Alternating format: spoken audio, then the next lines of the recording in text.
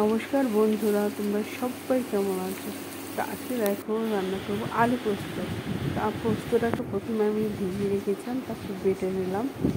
এবার দেখো আলুটাকে আমি এইভাবে কেটে নিয়েছি। তো পেঁয়াজটা দিয়ে দিলাম। পেঁয়াজটা এবার সামান্য আমি একটু নাড়াচাড়া করে নেব। আলু পোস্ত খেতে ভীষণ ভালো লাগে। এই আলুর জিনিস ছোটো থেকে বড় সবাই পছন্দ করে। আর আলু পোস্ত তোমরা কারা কারা খেতে ভালোবাসো কমেন্ট বক্সে অবশ্যই জানিও।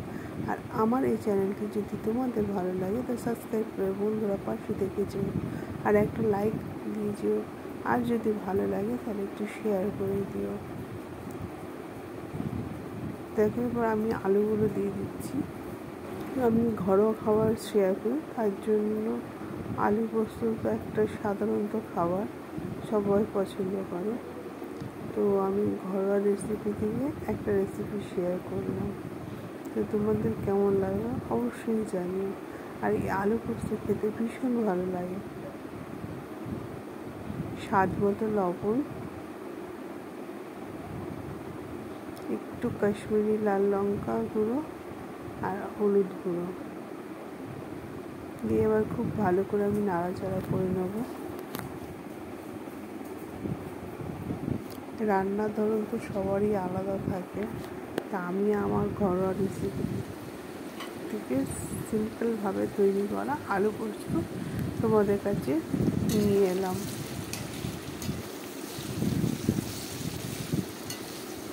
তো বন্ধুরা, তোমাদের নিশ্চয়ই ভালো লাগছে।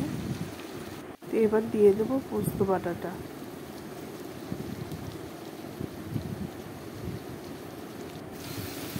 এবার যে বাটিতে লেগেছিলো একটু জল দিয়ে সামান্য একটু জল দিয়ে দিলাম।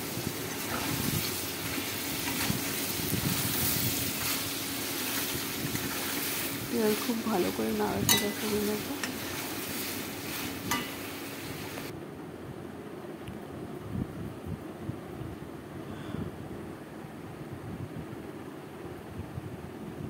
আর যারা নতুন রান্না শিখছো তাদের জন্য কাজে লাগবে। এবার দিয়ে দিলাম টমেটো কুচি, লঙ্কা। এবার দিয়ে খুব ভালো করে নাড়াচাড়া করবো।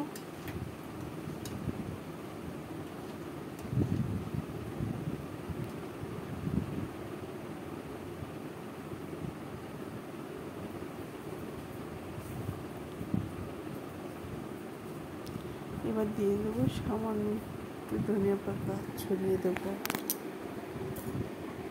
এই আলু পোস্তটা খেতে ভীষণ ভালো লাগে, তাই তোমরা অবশ্যই একবার ট্রাই করে দেখো।